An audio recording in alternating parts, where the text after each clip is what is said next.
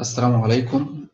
معكم دكتور كمال. هنبدأ نعمل مجموعة من الفيديوز المهمة جدا في فهم كتير من الباث وفيسيولوجيكال بروسيس بتاعت الكارديولوجي وكمان الكلينيكال ساينس المبنية عليها. هناخدها إن شاء الله في وقت قليل، ولكن زي ما اتفقنا أهميتها مرتفعة جدا جدا جدا، وإن شاء الله تبقى مفيدة جدا بالنسبة لكم. الفيديوز اللي هنعملها في مواضيع عناوينها كالآتي: هنعرف الكاردياك سايكل، وبعدين نروح نحط عليها الهارت ساوندز النورمال ثم الاديشنال. هنعرف بقى يعني ايه اس 1 واس 2 وايه الابنورماليتيز اللي ممكن تحصل فيهم ونسمعها ازاي. هنعرف اديشنال هارت ساوندز زي اس 3 اس 4 يحصلوا مع ايه واسمعهم ازاي. هنعرف كمان اصوات تانية زي ايجكشن كليك، اوبننج سناب، ريكارديال نوك اند اكستراز. تابع معايا كده ونبدا على طول ان شاء الله. تعالى نبدا باول موضوع اللي اسمه الكاردياك سايكل. قبل ما ابدا اتكلم عن الكاردياك سايكل محتاج اتكلم عن حاجه صغيره كده اسمها كاردياك بروبرتيز. والكاردياك بروبرتيز ديت عشان نفهمها هنبدا نعمل كده رسمه وكاننا معانا 4 كاردياك سيلز. الواحده اوكي. الاولى، اول كاردياك بروبرتيز معانا ان الخليه دي تقدر تجنريت اكشن بوتنشال بشكل اندبندنت، يعني انها ما تعتمدش على ستراكشر قبلها يديها الاشاره انها تبدا اكشن بوتنشال. الخاصيه دي بقى هيبقى اسمها ايه؟ الخاصيه ديت هيبقى اسمها اوتوماتيستي، ان الخليه دي هتبقى اوتوماتيك تاني، يعني قادره انها تجنريت اكشن بوتنشال بشكل اندبندنت، مش محتاجه ستراكشر قبلها يديها الاشاره فتبدا الاكشن بوتنشال. الحاجه الثانيه، الاكشن بوتنشال اللي حصل ده هيبدا يبقى جنريتد لخلايا ثانيه زي كده ويوصل لها. اوكي، والخلايا الثانيه اللي وصل لها الاكشن بوتنشال دي هتبدا تستجيب، والاستجابه بتاعتها هيكون في شكل كونتراكتيليتي. اوكي يبقى انا عندي 4 كاردياك بروبرتيز. 4 كاردياك بروبرتيز نقدر نسميها كالاتي: الحاجه الاولى ان هي تقدر تجنريت اكشن بوتنشال بشكل اندبندنت، وان الاكشن بوتنشال ده يتنقل لمجموعه ثانيه من الخلايا فهنسميه كوندكتيفيتي، ان الخلايا اللي وصل لها الاكشن بوتنشال ده تبدا تستجيب، وده هنسميه اكسايتابيليتي، والاستجابه دي هتكون في شكل كونتراكشن اللي هنسميه كونتراكتيليتي. لاخر مره: automaticity, conductivity, excitability and contractility. كويس خالص. لما نيجي نبص بصة كده على normal conduction in the heart، تعالى نرسم بقى رسمة صغيرة خالص كده. ادي الهارت، right atrium, left atrium, right ventricle, left ventricle. في الأول خالص عندنا البيس ميكر زي ما انتم كلكم عارفين، هراجعها بس بسرعة، اسمها الاس اي نود. والاس اي نود ده عبارة عن موديفايد مايوكارديوم، ليها الخاصية بتاعت الاوتوماتيستي، وهي أسرع اوتوماتيك سيل في الهارت، فبالتالي هتكون هي البيس ميكر. هتبدأ الاس اي نود فاير، والفايرنج ده يعني اكشن بوتنشال جنريتد، والاكشن بوتنشال ده هيبقى كوندكتد اول ثرو ذا اتري. اوكي، الصلة الوحيدة ما بين التو اتريا اند فنتركلز هو الاستراكشر اللي موجود هنا اللي انتوا كلكم عارفينه اللي اسمه الايفي نود.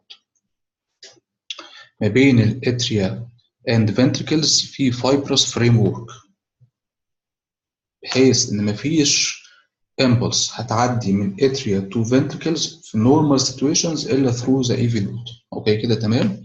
دي رقم واحد. الايفي نود بقى دي ليها تو بروبرتيز اللي عايزك تعرفوا منها دلوقتي: فيسيولوجيكال ديلي، يعني الامبلس توصل لحد الايفي نود ما توصلهاش لتحت على طول، تاخرها شويه. طب يا ترى هي هتعمل كده ليه؟ عشان تقلاو سيكوينشال كونتراكشن، ان الاتريا يكونتراكت فيرست ثم يكونتراكت وراه الفنتركل، والا كان الاتريا والفنتركل هيكونتراكت مع بعض.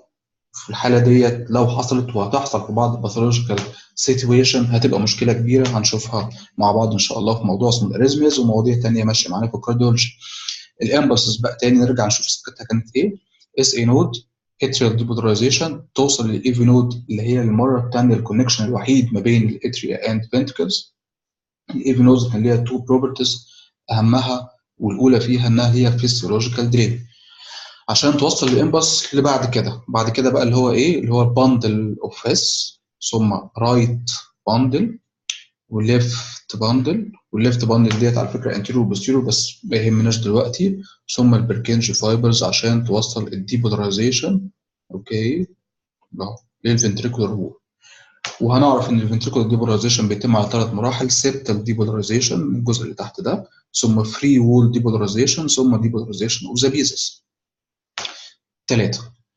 طيب ايه علاقه بقى موضوعنا بقى؟ ابدا من اول الاس اي نود ما بدات الاكتيفيتي حصل بعدها اتريال ديبولاريزيشن، الكتريكال اكتيفيتي يجي بعده على طول ميكانيكال اكتيفيتي.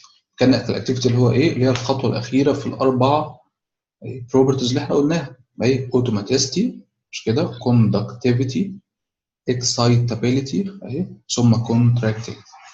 طيب هيبدا بقى الاتريال كونتراكت. اوكي تعالى بقى نتكلم على حاجه اسمها كاردياك سايكل. اوكي والكاردياك سايكل ده عباره عن ايه؟ عباره عن سلسله من التغيرات بتحصل في 1 هارت بيت. 1 هارت بيت meaning systole then diastole.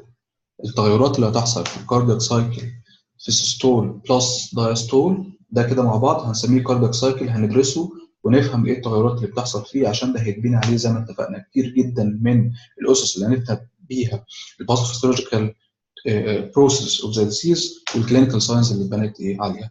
الاس اي نود فايرد اتريال ديبولاريزيشن، هيبدا الاتريال كونتراكت. لما اتكلم بقى على كاردياك سايكل الاول هحط كده ايه 3 نقط بيزكس مهمه هنتفق عليها مع بعض. اول حاجه لما بتكلم على تشينجز فانا بتكلم على ليفت ورايت بس، احنا هناخد واحد منهم عشان مش كل مره هنقعد نقول ليفت ورايت ورايت وليفت، هي ليفت بس مره واحده. الحاجه الثانيه مطلوب من حضرتك تقول لي التغيرات اللي هتحصل جوه الاتريوم وجوه الفنتركل وجوه الاورتا. لو انا بتكلم طبعا على الليفت سايد على الرايت هيبقى جوه رايت اتريوم، رايت فنتركل اند بالمونري. هنتكلم على الليفت سايد وهتفهم معايا واحنا ماشيين ليه اخترنا الليفت سايد، لان التشينجز في البريشر فيها فروقات كبيره ايه وواضحه. الحاجه الثانيه هتقول لي وضع الفالفز. اتفقنا على 3 نقط، النقطه الاولى ان اللي هيحصل شمال هيحصل زي يمين يعني منطقيه. الحاجه الثانيه عايزك تقول لي التغيرات اللي بتحصل left atrium, left ventricle and aorta، التغيرات regarding the pressure changes. الحاجة الأخيرة تقول لي الفالفز مين مقفول ومين مفتوح. very easy تمشي سهلة أوي. SA node fired conducted the action potential to both atria followed by atrial contraction. فالاتريا دلوقتي هيكونتراكت ادي رقم واحد، البريشر فيها يعلى شوية صغيرين. بص بقى التغيرات اللي هتحصل جوه الاتريا ما تهمنيش دلوقتي في الكاردياك سايكل، لكن لو انت حابب تعرفها بالتفاصيل هيبقى ريفلكتد في حاجه اسمها نيك فينز، وفي فيديو مستقل اسمه نيك فينز نورمال ويفز ممكن تبقى تشوفه وتهتم بيه. لكن دلوقتي عشان ما اخدش وقت طويل في الحكايه ديت هتكلم على الاتريا بسرعه، لكن الفنتريكلز اند جريت فيسلز هي اللي هتاخد مننا وقت شويه. طيب الفالفس، الميترال فالف مفتوح زي ما انت شايف، الاورتيك فالف مقفول. اتريال كونتراكشن الفنتركل بيملى. وبالمناسبه زي ما هنوصل في الاخر خالص لما نقفل الكاردياك سايكل مره ثانيه ان الاتريال كونتراكشن فيز ده هي المرحله الاخيره في الدايستول. يعني الدايستول هنعرف ان هو 4 فيزز، اخر واحده فيهم هي الاتريال كونتراكشن. هتكلم عليها جزئيا دلوقتي ولما ارجع لها مره ثانيه هتفهم القصه كلها حصلت ازاي. ارجع بقى تاني اتفق معايا كده من الاول ان الاتريال هيكونتراكت، البريشر هيزيد جواه شويه، الفنتركل هيملى دم هو كمان البريشر هيزيد جواه شويه بس مش ماركت. الميترال فالف مفتوح، الاورتيك فالف مقفول، والبريشر جوه الاورتا 80 اللي هو الدايستوليك بريشر. كمل بقى معايا كده. طيب بعد ما الاتريا حصل فيه ديبولاريزيشن الامبلس كانت وصلت للايفي نود. لما الامبلس وصلت للايفي نود اخرتها شويه لحد ما كل اللي فات ده حصل، ثم هيبدا بعد كده فنتريكولار ديبولاريزيشن. بعد الفنتريكولار ديبولاريزيشن هيبدا الفنتركل يكونتراكت. لما الفنتركل هيكونتراكت يبدا البريشر جواه يعلى شويه، هيبدا البريشر يعلى انف انه يقفل الميترال. اوكي بس لسه معليش بدرجه كافيه انه يفتح الاورتيك meaning ان التو فالفز ار كلوزد. اوكي مره ثانيه هنا كان الميترال فالف مفتوح، الاورتيك فالف مقفول. هنا الفنتركل بدأ يكونتراكت، فالبريشر هيبدأ يعلى فيه، بس هيعلى لدرجة إن يبقى في فرق ما بينه وما بين الاتريوم اللي فوق، فيروح قافل الميترال فالف. بس لسه معليش نف إنه يبقى أعلى من البريشر جوه الأورطة اللي هو اتفقنا عليه المرة اللي فاتت 80، فستيل الأورتيك فالف كلوزد. معنى كده إن الفنتركل هيكونتراكت with the two valves closed، يعني مش هيحصل تغيير في الفوليوم ناتج عن هذا الكونتراكشن.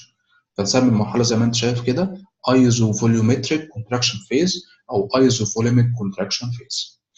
ارجع بقى تاني زي ما اتفقنا كده، الاتريا هنا بيعمل ايه؟ الاتريا بدا يريلاكس ويستقبل دم من لانجز. الفنتركل بيحصل ايه؟ بيكونتراكت از ا كلوزد شامبر، فالبريشر فيه بيعلى، بس لسه معليش انف انه يبقى اكتر من الاورتيك بريشر فيفتح الاورتيك. الاورتيك بريشر كام؟ ستيل 80 اللي هو الدايستوليك بريشر. سمي المرحله دي ايزوفوليومتريك كونتراكشن فيز. حصل في المرحله دي حدث غايه في الاهميه.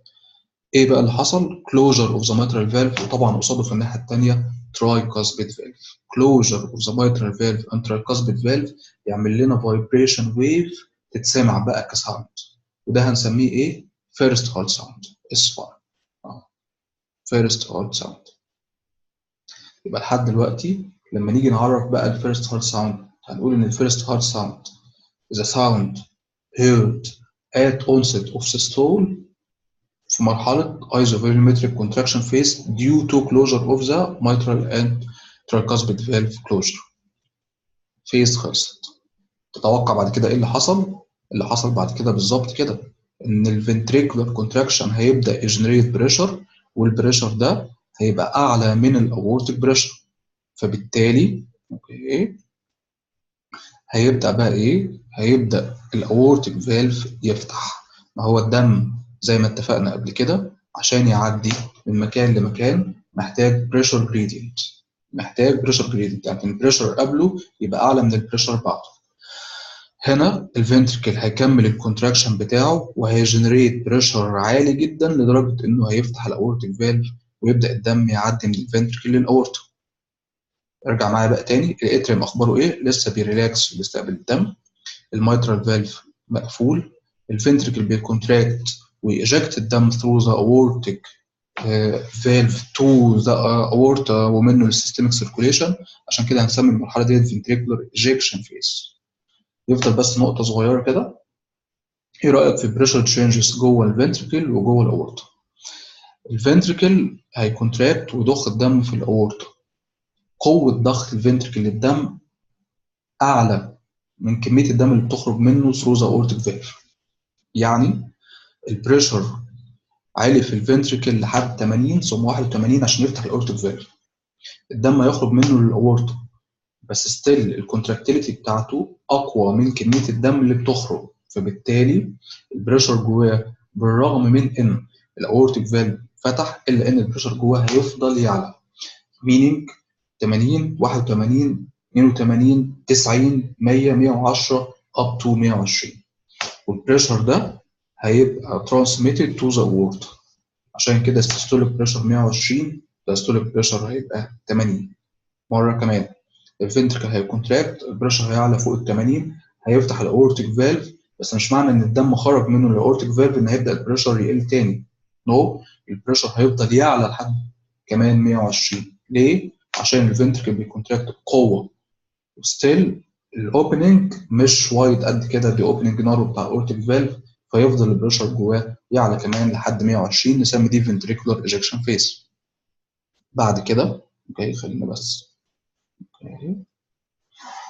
اوكي بعد كده هيبدا الفنتركل مرحله الريبولاريزيشن، فهيبدا الفنتركل يراكس. الريلاكسيشن ده هيخلي البريشر جواه يقع، لما البريشر جواه ينزل هيبدا البريشر جواه يقل لدرجه تقفل الاورتيك فالف. اوكي، ما احنا اتفقنا ان البريشر هنا كان 120 دلوقتي في المرحله اللي قبل كده. الفنتركل هيريلاكس، هيبدا البريشر جواه يقل، اوكي، يقل يقل يقل لحد ما يقفل الاورتيك فالف. عشان يفتح الميترال محتاج الفنتركل البريشر جواه يقل اقل من 5، اوكي، الاتريوم هنا ستيل لسه بيستقبل الدم من اللانجز. الفنتركل هيريلاكس، المرحله الاولى يريلاكس لدرجه انه يقفل الاورتيك فالف بس ستيل ما فتحش الميترال فالف. يبقى الفنتركل هيريلاكس بس ستيل ما فيش تغيير في الفوليوم لان التو فالفز مقفولين. نسمي دي ايزوفوليومتريك ريلاكسيشن فيز. في المرحله دي حصل حاجه مهمه جدا جدا جدا. closure of the aortic valve قصاده في الناحيه الرايت closure of the pulmonary valve. الكلوزر اوف ذا aortic and pulmonary valves هروح مدينا ساوند مهم جدا اسمه السكند هارت ساوند. يعني ايزومتريك كونتراكشن فيز اللي حكيناها من شويه حصل فيها كلوجر اوف ذا mitral tricuspid. ايزومتريك ريلاكسيشن فيز اللي احنا بنتكلم فيها دلوقتي حصل فيها كلوجر اوف ذا aortic and pulmonary valves. في الايزومتريك كونتراكشن فيز اللي هي اول سيستول S1. في الايزومتريك ريلاكسيشن فيز اللي هي اول الدايستول S2. اوكي. المرحله اللي جايه بعد كده زي ما انت بقى خلاص استنتجت ان هيبدا البريشر يوصل لمرحله انه بقى اقل من الاتريال بريشر، فيروح الميترال فالف فاتح والدم ينزل بسرعه وباسف. الدم ينزل بسرعه وباسف. اوكي. ليه؟ في فرق ما بين الاتريال بريشر والفنتريكولار بريشر. الفنتريكل ستيل بيريلاكس بلس جرافيتيشنال افكت. يبقى الدم هيروح نازل كده بسرعه وباسف through an opened mitral valve، طبعا قصاده في الناحيه الرايت tricuspid valve. فهنسمي المرحله دي ايه؟ المرحله اللي بينزل فيها الدم بسرعه وباسف. rapid passive filling phase. تعال نقول بقى التغير في الثلاث اماكن وايه وضع الفالفز. الاتريوم في المرحله دي بيعمل ايه؟ بيملى. يعني نقدر نسمرايز الاتريا هيكونتراكت، ومن بعد مرحله الاتريا كونتراكشن لحد ما توصل لها تاني ستيل الاتريا بيريلاكس وبيستقبل الدم اللي جاي له even من البلمونري فينز على الليفت سايد او من سيستميك فينز على الرايت سايد. ادي الاتريال بريشر. الفنتركل بيحصل فيه ايه؟ الفنتركل بيريلاكس اهو كده وبيستقبل الدم. الاورطه aortic valve closed، aortic pressure رجع للdiastolic pressure 80. rapid passive filling phase. المرحلة اللي بعد كده هيبدأ البريشر يبيلد اب في الفنتركل شوية، فبالتالي هيبدأ نزول الدم يبقى أبطأ سنة بس ستيل باسيف. في المرحلة الأولى الدم أول ما الميترال فالف فتح هينزل بسرعة وباسيف. في المرحلة الثانية هيبدأ البريشر يبيلد اب شوية في الفنتركل، فالبريشر جريدينت ما بين الاتريا والفنتركل هيبدأ يقل سنة، فهيبدأ معدل نزول الدم يبقى أبطأ شوية بس ستيل باسيف. نسمي المرحلة دي إيه بقى؟ slow passive filling phase. في آخر المرحلة ديت بدأ البريشر ييكولايز ما بين الاتريا والفنتركل. طيب عشان الدم يكمل نزوله من الاتريا للفنتركل محتاجين نعمل إيه؟ محتاجين نبوش. هنبوش إزاي؟ لازم الاتريا يكونتراكت. فالاتريا هيكونتراكت عشان يزق آخر 30% من الفنتريكولار فيلينج. عشان كده كنت بقول لك في الاول خالص ان الاتريال كونتراكشن هو اخر مرحله في الدايستول. اللي كان بيعمل لك كونفليكت ايه بس انك كنت فاكر ان الاس اي نود بتفاير هي دي بدايه الحكايه. الاس اي نود هتفاير هتبدا الاتريال كونتراكشن اللي هو اخر حاجه خالص في الدايستول. مره ثانيه الفنتركل هيريلاكس 4 مراحل بقى. الفنتركل هيريلاكس البريشر فيها هيقل بس هيقل يقفل الاورتيك لكن لسه ما قلش لدرجه انه يفتح الميترال، فبالتالي يبقى اسمها ايزومتريك ريلاكسيشن فيز اللي هيحصل فيها الحاجه المهمه جدا وهي كلوجر اوف اورتيك اند بالمونري اللي هيديني اس 2. ثم الدم ينزل بسرعه وباسف رابيد باسف فيلينج فيز، يبدا يبطأ شويه بس ستيل باسف سلو باسف فيلينج فيز. المرحلتين دول فيهم نزل 70% من الفنتريكولار فيلينج. هيبدا البريشر ييكولايز ما بين الاتريا اند فنتريكل. محتاج اتريال كيك عشان يزق لي اخر 30%. اتريال كونتراكشن فيز. اتفقنا كده؟ اتريال كونتراكشن فيز. اللي بعدها الاتريال ديبولاريزيشن هيخلص ويبدا الفنتريكولار ديبولاريزيشن والفنتريكل هيكونتراكت يقفل الميترال ترايكاسبيد بس لسه البريشر معليش لدرجه ان هو يفتح الاورتا اند بالمونري. ايزومتريك كونتراكشن فيز، ايجكشن فيز، ثم باقي مراحل الدايستول. طب ما تيجي بقى كده ايه نرسمهم بشكل ترانسفيرس يمكن الحكايه برضو تبقى اوضح اكتر. اوكي يلا بينا. بص بقى معايا هنا اهو كده. تعالى بقى نخط كده بالعرض اهو، ونبدأ نشوف فين مرحلة الاتريال كونتراكشن اهو. ادي الاتريا بيكونتراكت، اوكي. بعده بدأ الفنتركل كونتراكت. الفنتركل هيكونتراكت، هيقفل ماترال وترايكاسبيد، بس لسه ما فتحش اورت اند بالمونري. ليه؟ لان البريشر جواه لسه معليش عشان يبقى فيه significant difference ما بينه وما بين الاورتيك بريشر. هنا كده في المرحله دي، مرحله مهمه جدا اتفقنا عليها اهي كده، حصل فيها حدث غايه في الاهميه، حصل فيها closure of the mitral and tricuspid valve. راح مديني صوت هنا اسمه S1 اهو. S1 المرحلة دي كانت إيه؟ مرحلة الأيزومتريك أو الأيزوفوليومتريك كونتراكشن فيز. ثم هيبدأ الفنتركل يجكت في الأورت أند pulmonary ventricular ejection phase أهي. أدي ventricular ejection phase. ثم هيريلاكس 4 مراحل زي ما اتفقنا. هيريلاكس، هيتقفل البلمونري والأورتيك فالفز عشان يدينا S2. S2 وأقدر أقول إن ده كده سيستول اهو كده. S2 ايزومتريك ريلاكسيشن فيز، ينزل الدم بسرعه وباسيف رابيد باسيف فيلينج فيز. ينزل الدم بسرعه بس ابطا شويه سلو باسيف فيلينج فيز. ثم هحتاج اتريال كونتراكشن اهي مره ثانيه. وبعدين S1. يا رب تكون بقى كده ان شاء الله حفظتوها.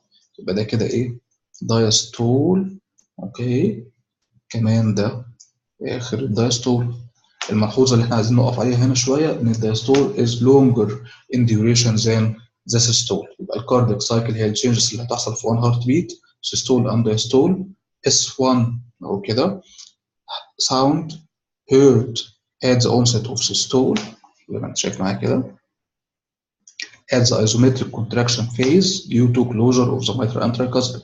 لما نيجي ندefine S2 هنقول ان هو sound heard at onset of the diastole at isometric relaxation phase due to closure of the aorta and pulmonary. فادي S1 وادي S2. تعال ناخد بس ملحوظتين كده ايه بسرعه. كانت دي اسمها isometric relaxation phase، ودي كان اسمها rapid passive filling phase. ركز بقى معايا. في النورمال سيتويشن الدم وهو نازل كده رابيدلي من الاتريا تو ذا فنتركل يروح عامل فايبريشن في 3 ستراكشرز. تعالى نرسم كده الميترال فالف اباريتس شكله عامل ازاي. بص يا سيدي، لو ده كده ليفت اتريال، وادي ليفت فنتركل، وادي الاورطه. الميترال فالف في ميترال فالف كاسبس، والكاسبس دي ممسوكه بخيوط كده اهي كده، اسمها كوردا تنديني اللي ماسكه في عضله هنا اسمها البابيلري ماسلز. اوكي تمام. الدم بقى وهو نازل بلاد في مرحله الرابid passive filling phase كده اهو كده كده. اوكي. من atria to ventricles يروح عامل vibration في 3 structures. 1 chordae tendineae، 2 papillary muscles، 3 ventricular wall. دم وهو نازل through the rapid passive filling phase في أول الدايستول يروح عامل vibration wave في ال3 structures دول. هذه الفايبريشن wave is very faint in normal situation، فما اسمعهاش. لو جيت سمعت الفايبريشن ويفز دي اوكي كده تمام، استنتج ايه بقى؟ استنتج حاجه من 3. either ان في فوليوم اوفرلود، كميه الدم اللي نازله زياده، او ان الاستراكشرز ديت اضعف من النورمال، فبالتالي الفايبريشن ويف اللي حصلت بقت اعلى شويه. ايه الاحتمال الثالث؟ الاحتمال الثالث ان حد الشيست وول بتاعه صغير، فبالتالي الهارت قريب شويه من السماعه اللي انا حاططها، فسمعت الفينت فايبريشن ويفز. هرجع خطوه وبعدين اكمل. فبالتالي هنا في فايبريشن ويف بتحصل نورمال في المرحله دي، بس انا ما بسمعهاش عشان هي فيري فينت. طيب لو سمعتها اوكي هتديني فايبريشن ويف فين مكانها؟ هنا اهي كده اهو بالظبط. اوكي. تعالى بقى نرسم مخطط تاني كده اهو يوضح لنا زي ما انتوا بتدرسوا عشان ما نلخبطكوش بالظبط. هنقول ان ده S1 S2 S1 مرة تانية. ده كده systole وده كده diastole. اوكي تمام. الصوت لو سمعتوا الصوت الاضافي الاديشن اللي احنا بنتكلم فيه دلوقتي، لو هسمعه فين؟ هسمعه في المرحله دي. ما هو الدايستول كان 4 فيزز: ايزومتريك ريلاكسيشن فيز، ثم رابيد باسيف، سلو باسيف، اتريال كونتراكشن. تمام كده. لما اجي ابص بقى هنسميه ايه؟ ما هو S1 S2 يجي بعدها على طول يبقى اسمه S3. طيب تعالوا مع بعض كده نحط الديفينيشن لل S3. ال S3 is an additional hard sound heard at early diastole at the rapid passive filling phase separated from S2 by the isometric relaxation phase. Very easy. S3 additional hard sound heard at the بص كده early diastole at the rapid passive filling phase just after S2 separated from it by the isometric relaxation phase.